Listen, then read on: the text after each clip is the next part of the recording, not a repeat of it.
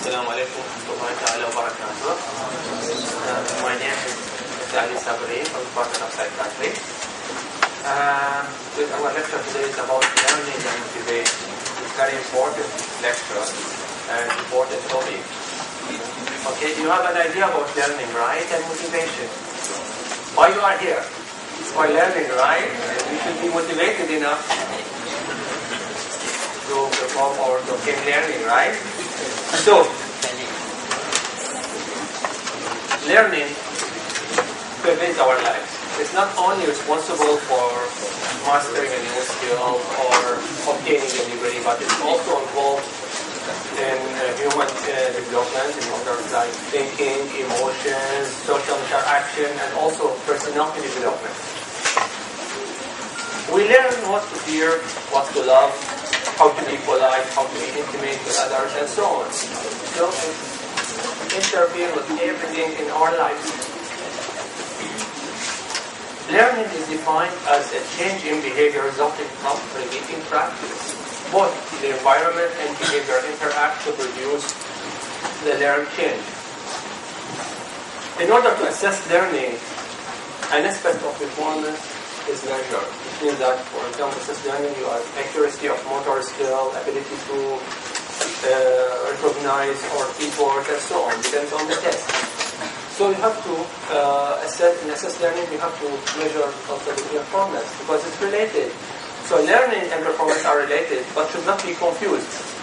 When performance is adversely affected by insufficient motivation or anxiety, learning that has been occurred maybe not be trouble. Okay? In order to understand learning, we have four major theories. We have a classical conditioning or respondent conditioning. Then we have operant conditioning or instrumental conditioning. Then we have social learning theory and cognitive learning theory. These are the main major theories of learning. We will go one by one. Classical conditioning. Classical conditioning is a learning process that results from repeated pairing or coupling neutral stimulus with one that evokes response. Unconditioned stimulus, which means that we are coupling unconditioned stimulus with the neutral one. Then this neutral stimulus will come out eventually to produce the response. Neutral stimulus means that prior to conditioning, which means that before conditioning, has no effect on the desired behavior. That's why it's called neutral. Ivan Pavlov is a Russian psychologist got the Nobel Prize who stated worked on the classical conditioning by doing experiments.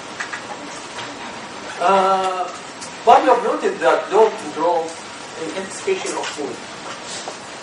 Then this experiment of the digestive system observed that the dog salivated not only when the food is represented, but also on the footstep that the person coming to feed the dog. So, according to Pavlov, there are two parts. We have response, which means that the action that takes place, and then we have the stimulus, which is the cause of action. The response in Pavlov's experience is the salivation, drawing of salivation. While the stimulus can be the food and also the smell. Let us discover more on the classical conditioning. According to this experiment, before conditioning, food called unconditioned stimulus causes salivation, which is unconditioned response. Then, during conditioning, then the pill, which is the conditioned response, paired with the unconditioned response with the food, also causes salivation. After conditioning, the pill, which previously was neutral, now becomes conditioned stimulus capable of producing salivation. Right? Okay. Let us define these terms. Unconditioned stimulus means that the stimulus that brings about the response without having been learned. For example, the smell of food causes salivation. Unconditioned response, which is a response that naturally doesn't need any learning. like salivation after smelling a food. Conditioned stimulus, in a classical conditioning, the originally neutral stimulus that comes to be associated with the unconditioned stimulus eventually elicits a conditioned response. So, Bill Raines, the dog salivates because he's had paired with the pill with the food due to classical conditioning. Then the conditioned response, a response that after conditioning follows a previously neutral stimulus. Salivation caused by the bell ringing. This will explain everything in detail. You can see that first, before conditioning, food, which is what we call it unconditioned stimulus, causes salivation with unconditioned response. Then, this is the neutral. You see that? The tone, or the natural, neutral stimulus, have no effect on salivation alone.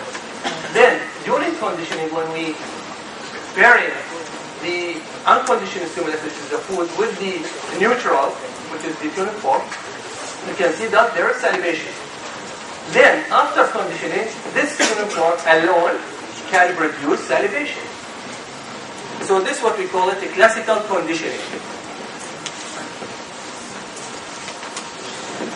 The process of a classical conditioning contains many steps. The first one is acquisition, which means that it is the initial stage of learning, when we are coupling the unconditioned stimulus with the neutral one. Then, extinction, which means that loss of the learned behavior after training stops. When conditioned stimulus is no longer paired with the unconditioned stimulus, then the conditioned stimulus alone will not elicit the conditioned response. So the previously conditioned response decreases in frequency and eventually disappears. Let us apply this on the previous example. So in one of the experiments, an extension occurs if the bell, which is the conditioned stimulus, is running repeatedly without food, which is the unconditioned stimulus. Eventually, salivation, what will happen, which is the conditioned response, will not occur when the bell sounds, leading to extinction. Discrimination is another term. It's the process of recognizing and responding to differences between similar stimuli. So it is a learned ability to distinguish between two stimuli. For example, a child learns to discriminate four-limbed animals. Is able to discriminate cats from cows. So it is the ability to differentiate between conditioned stimulus and another stimuli that is not being coupled with the unconditioned stimulus. For example, in a bell tone or conditioned stimulus, discrimination would involve being able to tell the difference between the bell tone and other similar sounds. So you can differentiate or distinguish this one from that one. On the other hand, we have the stimulus generalization, which is conditioned response follows a stimulus that is similar to the original conditioned stimulus. In other words, conditioned response is transferred from one stimulus to another stimulus. For example, a dog conditioned to respond to a bell also can be respond to tuning fork. So, another example, if a child has been conditioned to fear from stuff white rabbit, then the child exhibits this fear on objects similar to that conditioned stimulus, white rat. Right? Then we have another thing, spontaneous recovery. The increase in the strength of the extinguished behavior after passage of period of time, which means that is the reappearance after a period of rest and extinguished conditioned response. Let us explain this by this figure. Now you can see that initially we have acquisition, which is the initial stage of learning. We have a coupling of the conditioned stimulus with the unconditioned stimulus. Then you can see this is the response. We will get extinction, which is the disappearance of the learned behavior after learning stops. So when we have only the conditioned stimulus, which is the bell alone, then we have extinction, disappearance. Then after a period of rest, there will be reappearance, which is what we call it spontaneous recovery of the conditioned response. And then until that, then we will have extinction and so on. You can see the process. This will happen during classical conditions. Any question? Yes?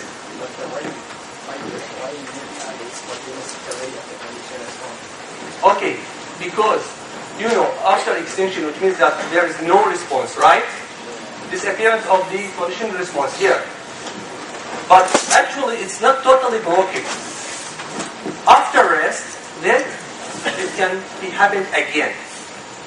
It's not totally broken. So, it will remain there, and then after that, for example, the pill can produce salivation after a while. So this is the process. Any question?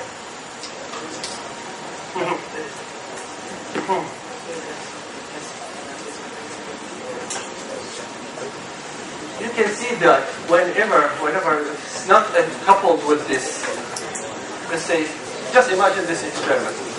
You combine or you coupling this pill with the food, then after a while, this pill will cause salivation, right? Then, if you continuous just running the pill without giving the food, then it will be weakening. So it always needs to be have this what we call it coupling. But in this way, we have period or pause because of it's not totally it's not totally breakdown. It's not only destroyed. Still having, so it's capable for doing this again. That's why after a period of rest we have a spontaneous recovery.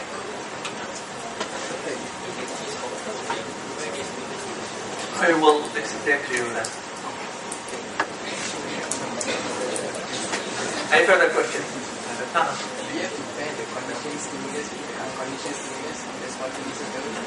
No, it's alone. It's alone. That's what it's called spontaneous recovery. Okay, speaking about phobia. What's phobia? Fear. It is persistent and intense fear of object, situation, or activity that is severe, and this is proportional to the objective risk caused by this situation or object. So, many theorists consider phobias are what? Learned responses based on classical conditioning. Initially, the anxiety is provoked by a naturally frightening experience or dangerous object. Occur spontaneously with a second neutral object. If this happens often, frequently, or enough, then this neutral object will become conditioned stimulus for producing an anxiety. I'll give you an example. Maybe it will explain it more. In 1920, Watson had experienced to produce phobia in a little child called Little Elver, 11 months old. Using classical conditioning, he paired white rat to loud noise. You can see now the bearing. Then he repeated the experiment with white rabbit.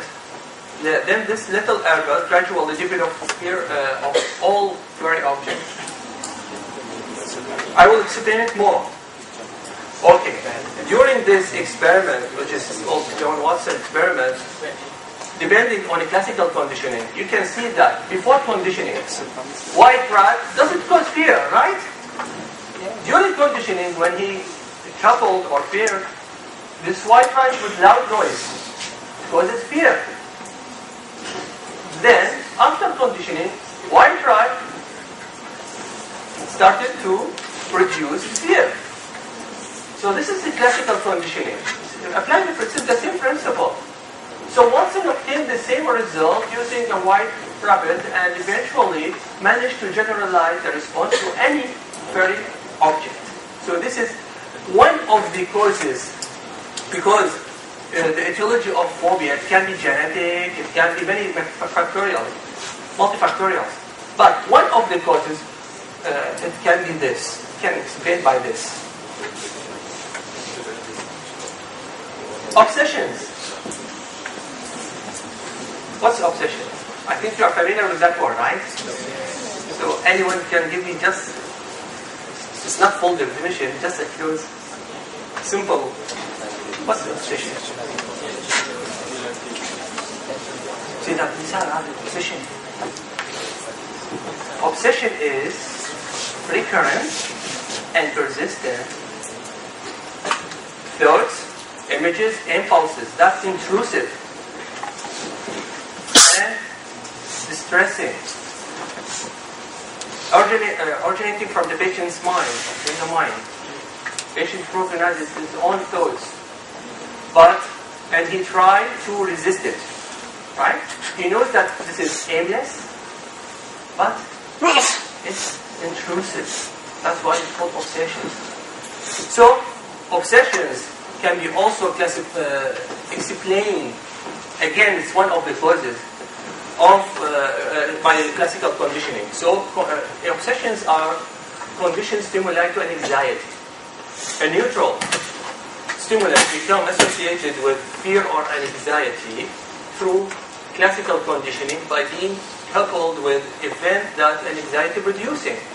So, thus previously neutral response or object, our thoughts, become conditioned stimuli capable of producing discomfort or even anxiety because of classical conditioning. The same thing. Other matter, the role of in substance dependence and relapse. You know what substance dependence, right? Addiction. Opioids and alcohol withdrawal can be conditioned based on a classical conditioning to environmental and interoceptive stimuli. For a long period of time, after withdrawal from alcohol, smoking, opiate, is heroin for example, the addict is exposed to environmental stimuli that previously linked with the use of the substance. Or withdrawal. They experience conditioned withdrawal or conditioned craving or both. And the most intense craving means that intense desire to take the drug. The most intense craving for the drug is elicited condition associated with the availability of the drug use. For example, watching someone taking heroin, or watching someone lighting a cigarette, or someone providing or offering a drug, by a friend.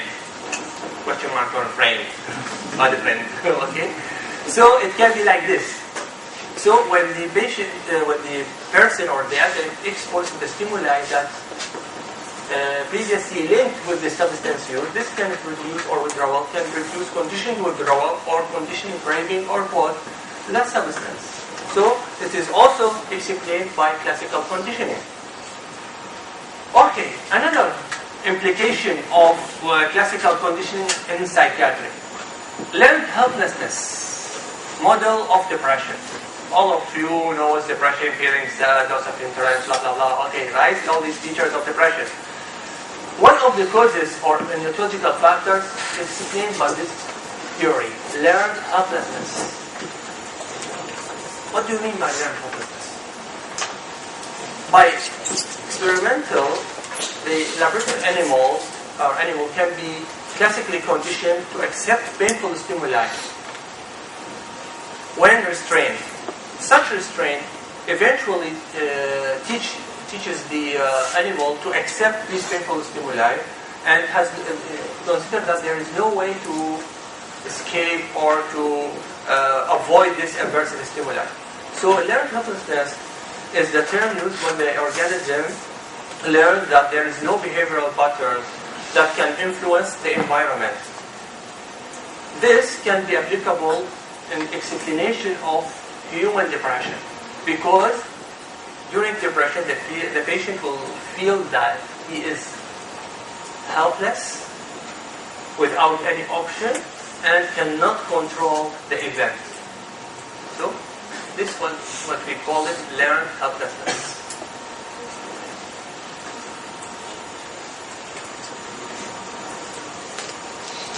Also, classical conditioning can be helpful in psychiatry, right?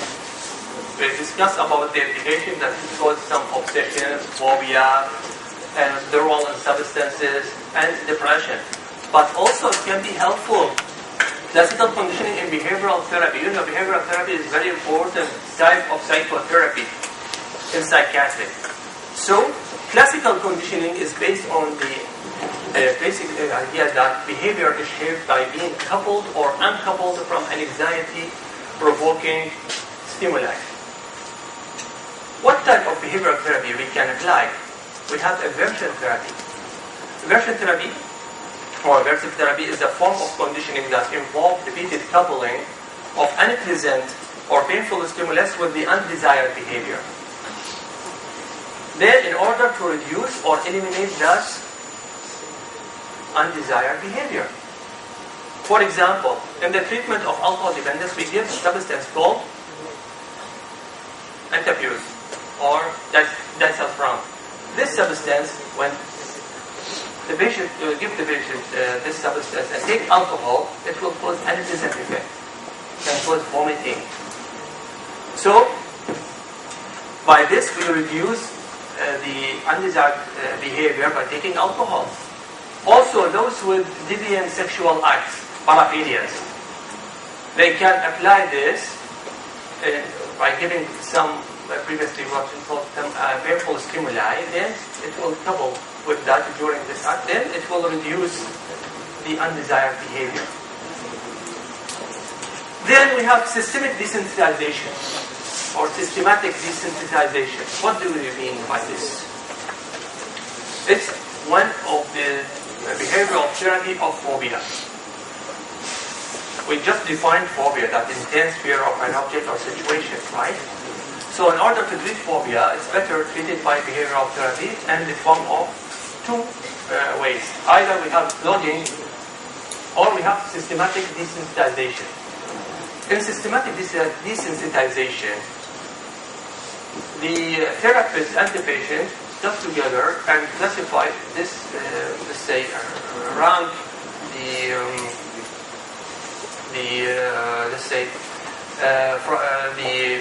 feared object from the least fearful situation to the most fearful situation. Okay?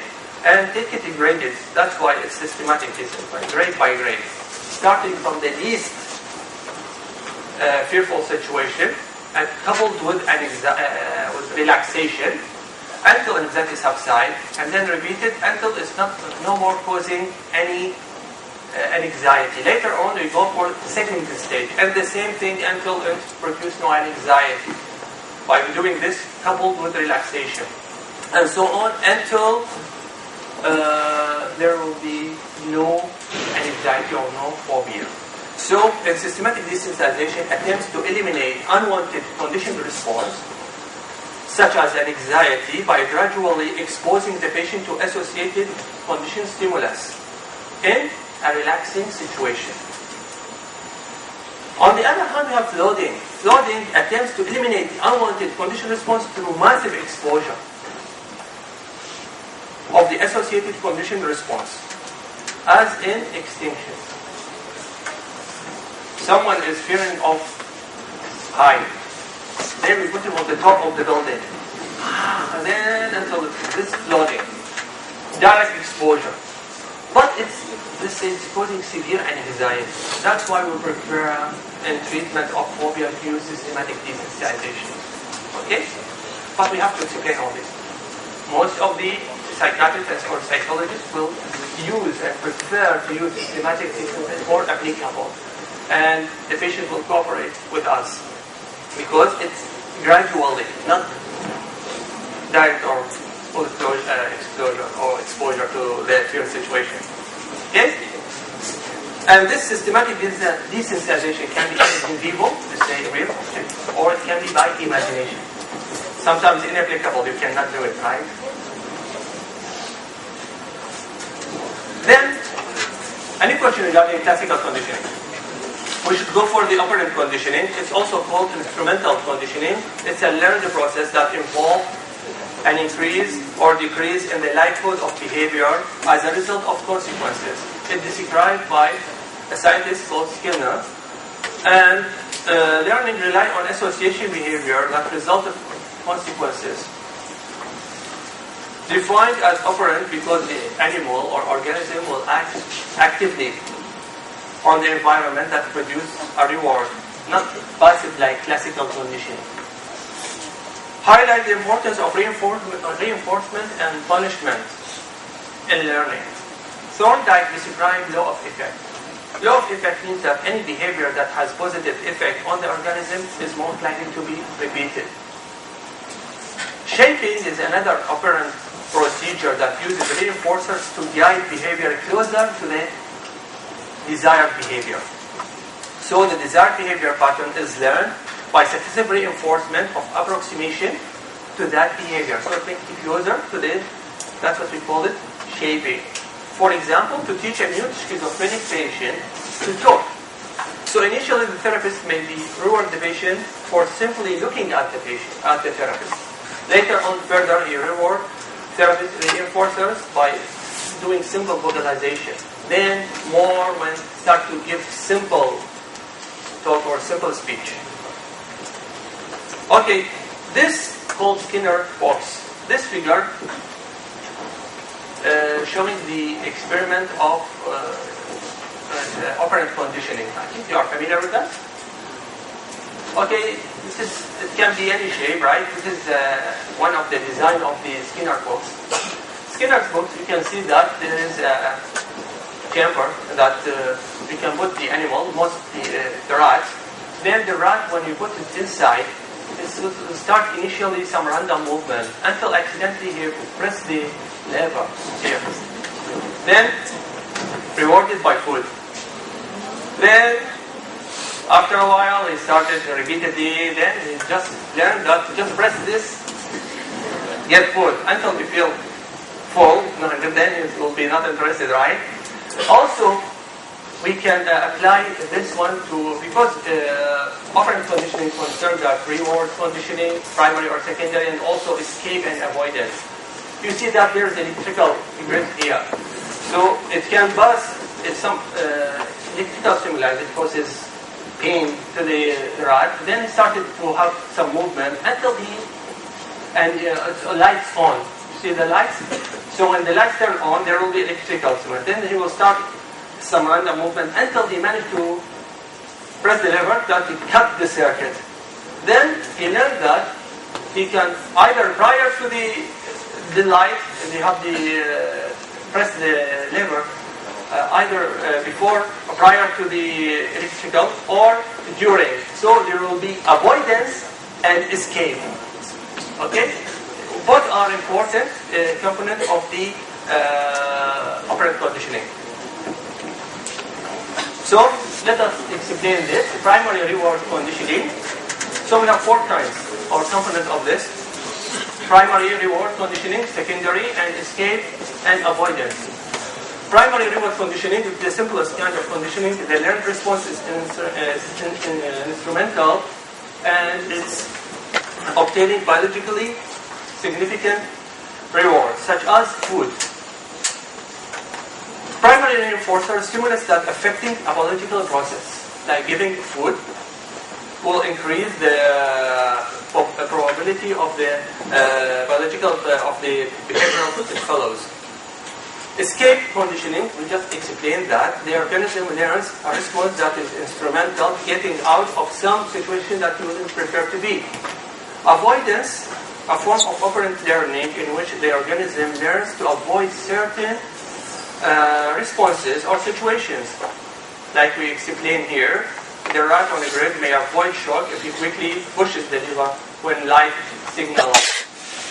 Secondary reward condition in which the instrumental behavior to get stimulus has no biological usefulness itself, but it has been in the past been associated with biologically significant stimulus. Okay? So secondary reinforcer is the stimuli that gain power to reinforce a behavior through association with the primary reinforcers.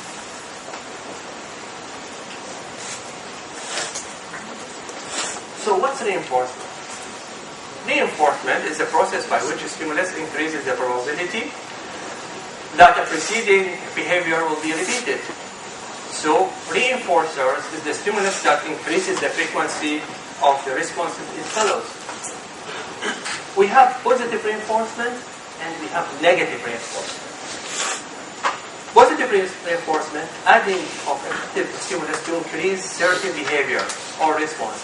Adding something good in order to encourage or increase the desired behavior.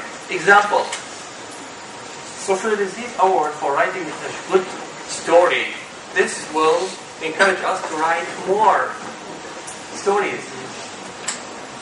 Or getting a promotion or raise in our salary for good performance, this will encourage us to maintain or to perform much better. So increase the frequency of good work or performance. Positive reinforcement is useful in the therapeutic method for severely ill psychiatric patients, especially when we have schizophrenic patients. There is a term called token economy. This is a form of positive reinforcement used mainly in the treatment for inpatients, like those with schizophrenic patients,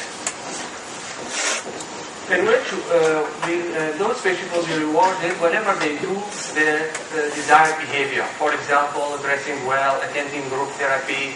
So these tokens can be exchanged for example, TV, watching TV, or making fast, or taking food. So this will, whenever the patient perform the desired behavior, he will be rewarded.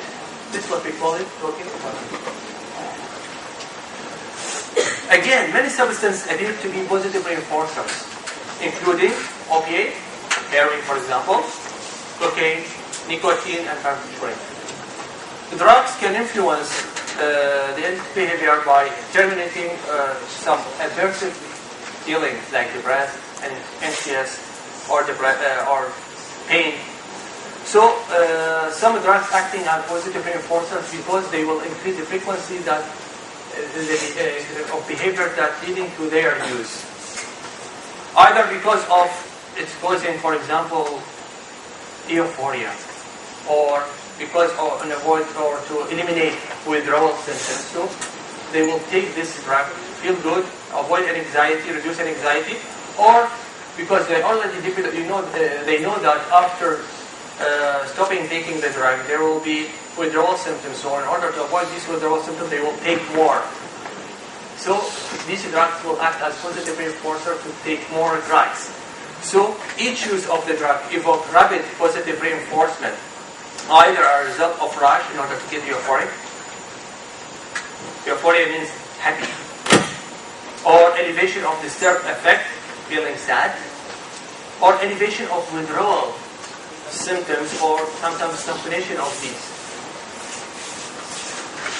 This is about positive reinforcement. Negative reinforcement, taking away aversive stimuli to increase certain behavior or response. Taking away something bad to increase the desired behaviors. For example, turning off music, loud music when you are studying. This will increase your concentration and able to study better, right?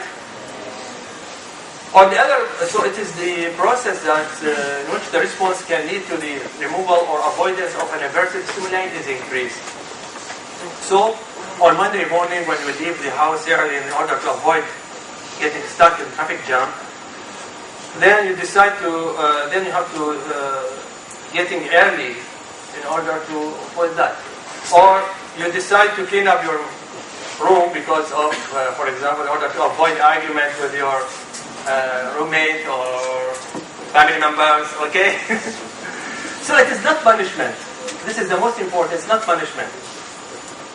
It's different from punishment because it's removal of something bad that it will increase the desired behavior. What happens if we remove reinforcement? We have disappearance of the learned behavior. Punishment.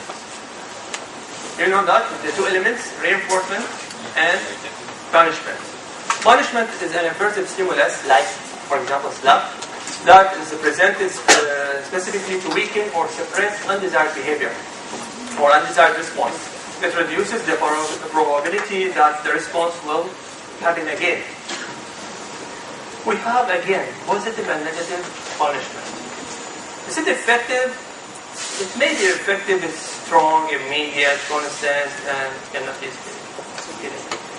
But punishment is used only when we have some injurious, can be injurious to the patient, can cause harm or severe injury to the patient. Why it's not effective? Because it's only suppress the behavior, only tells you not to do, what not to do, not what to do.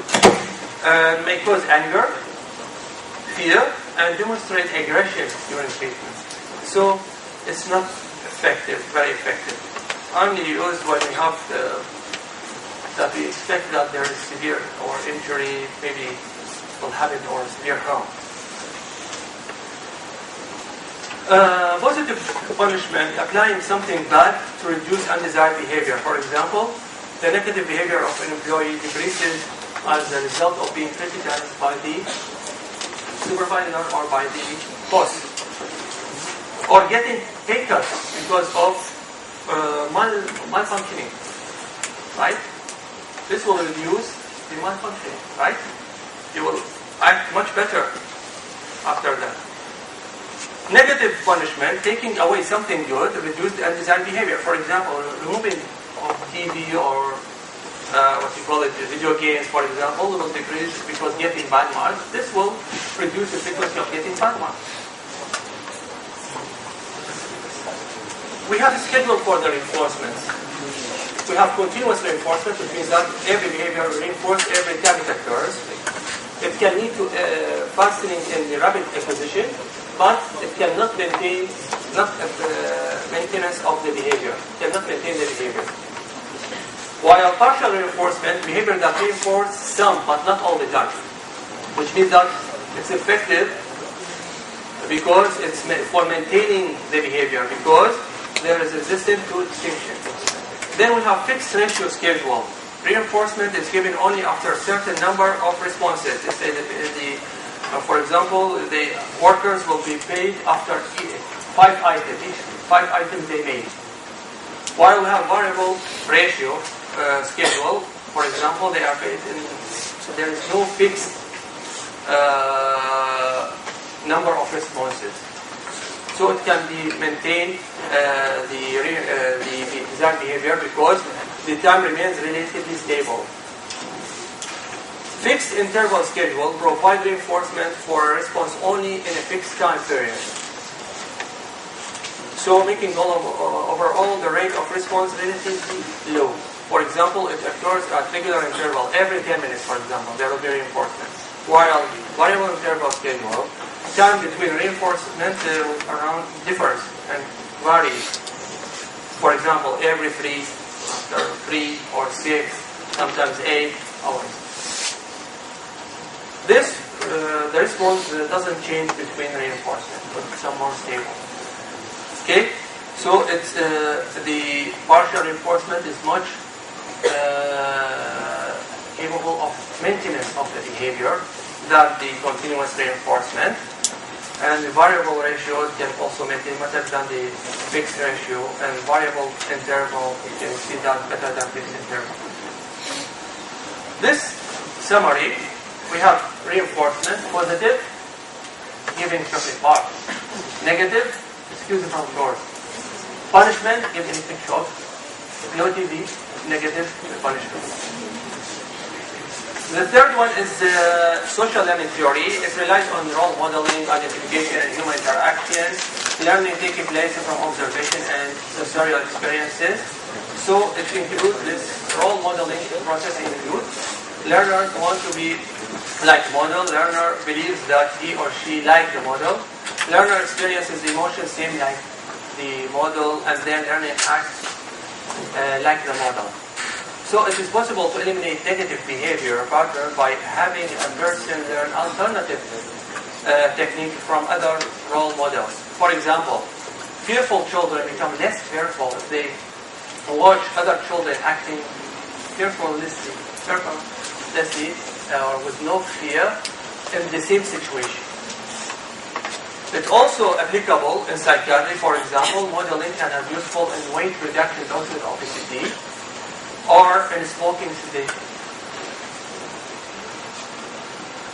Observational learning, Albert Bandura's social learning theories stressed on the importance of observational learning, imitation, and modeling.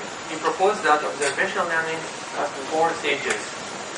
Started from close contact, imitation of the models, understanding the process, role model behavior. He had an experiment called Bobo Dog experiment. Are you familiar with that? Okay.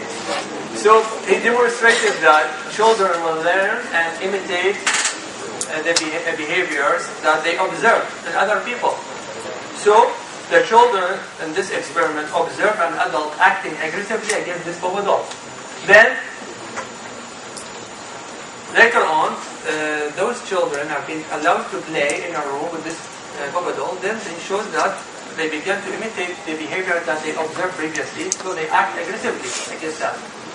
So, this observational learning not always can lead to learn something good, but it sometimes can learn to something bad. For example, it's also substance. Someone watching someone taking the substance, then he will do the same, right? So it's very important to take this into consideration. So these steps include in the observational learning, attention. We should pay a lot of attention in order to make good observational learning.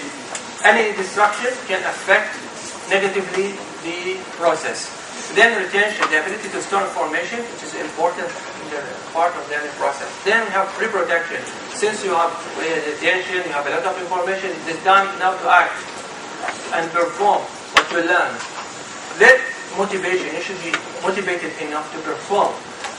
And reinforcement and punishment play an important role in motivation. For example, if you see another student rewarded with extra credit for being in the class on time, you will want to start to show up a few minutes early each day.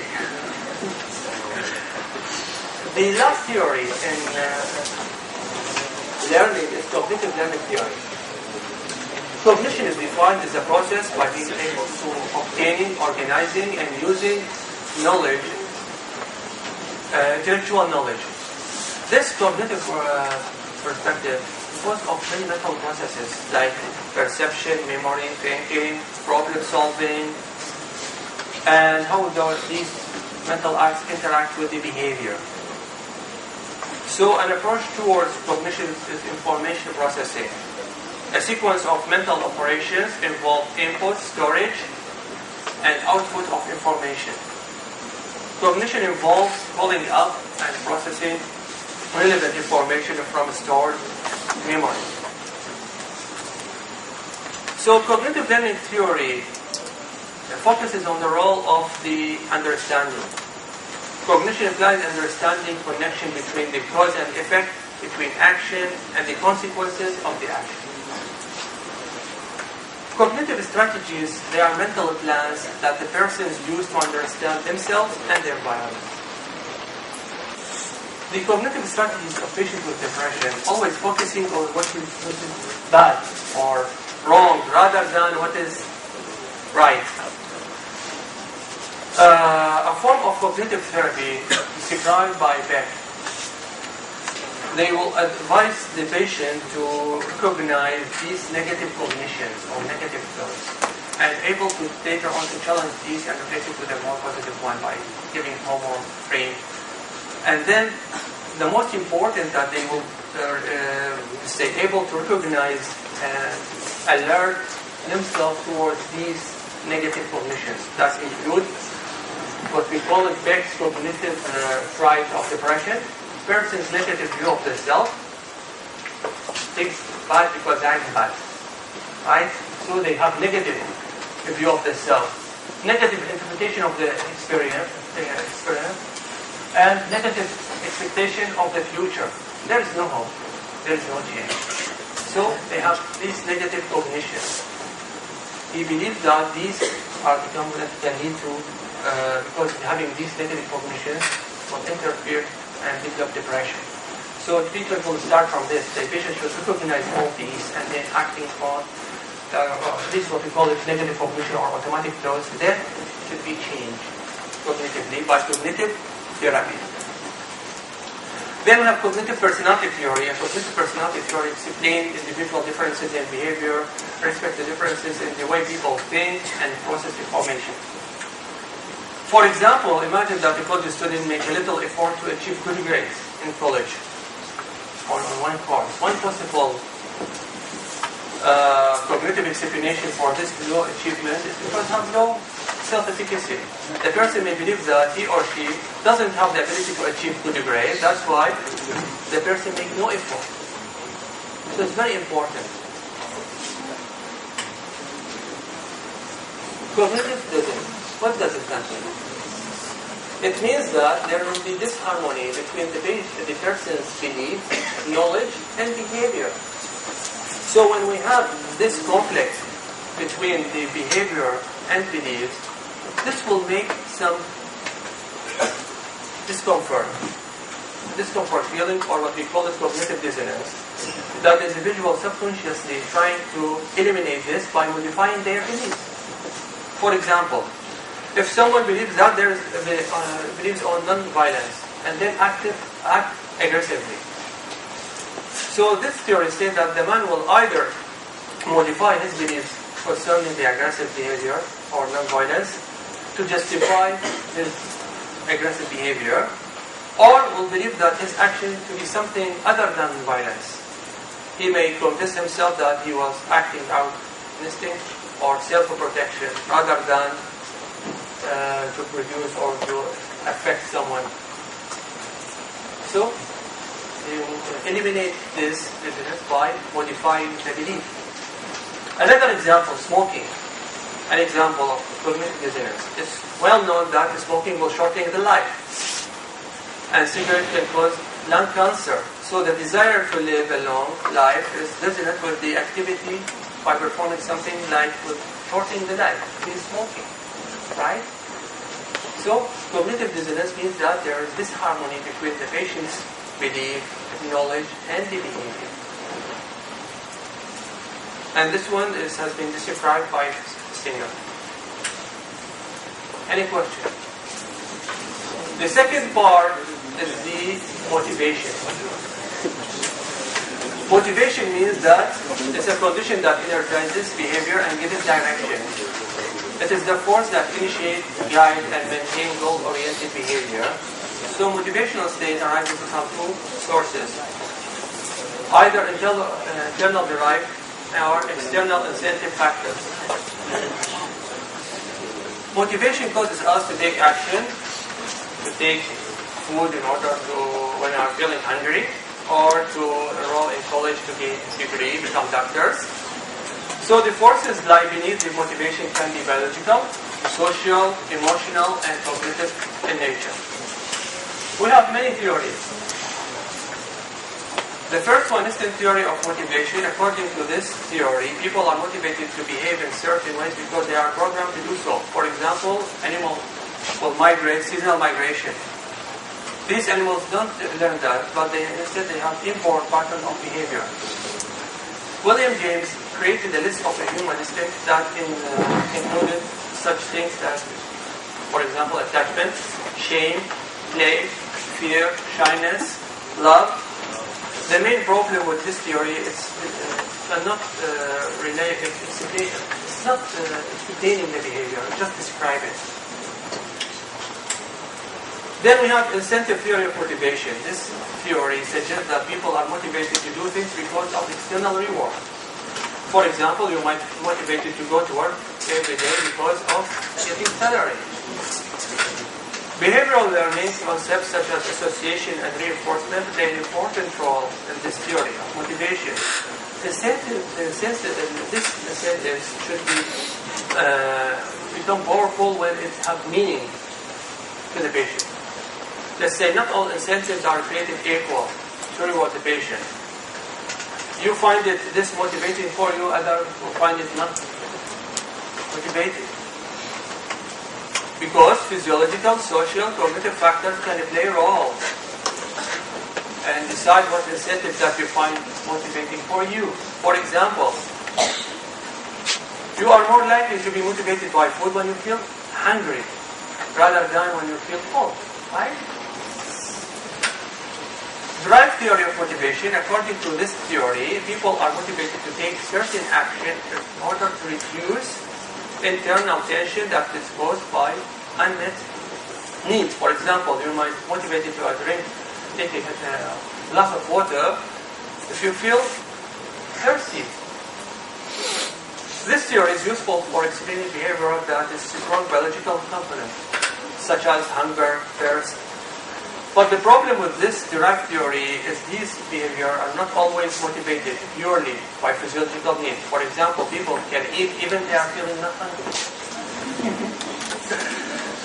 Arousal theory of motivation, this suggests that people take certain action either to decrease or increase level of arousal. When arousal level is getting too low, for example, person will go for watching TV or movie or go for jogging. On the other hand, when the arousal is getting too high, so either they go for relaxation, like for meditation, reading a book, and so on. So according to this theory, we are motivated to maintain optimal level of arousal. Although this level can be varied depending on the individual or situations. Then we have a humanistic theory of motivation, based on the idea that people are also have strong cognitive reasons to perform various actions. This was described by Maslow's hierarchy of needs, which present different motivation at different levels. First, the people are motivated to fulfill basic biological needs, taking food, shelter, as well as those of safety, love, and esteem. Once the lower level of needs have been achieved, then they will go for the next level of self-actualization or desire to fulfill one's individual potential. This diagram will explain all these. This is the hierarchy of needs, starting from the biological and physiological needs. Then they go for the safety needs, then go to the love needs, then esteem needs, and the last one is self-actualization. Okay? Any question? These are my references. And thank you. Okay, any questions?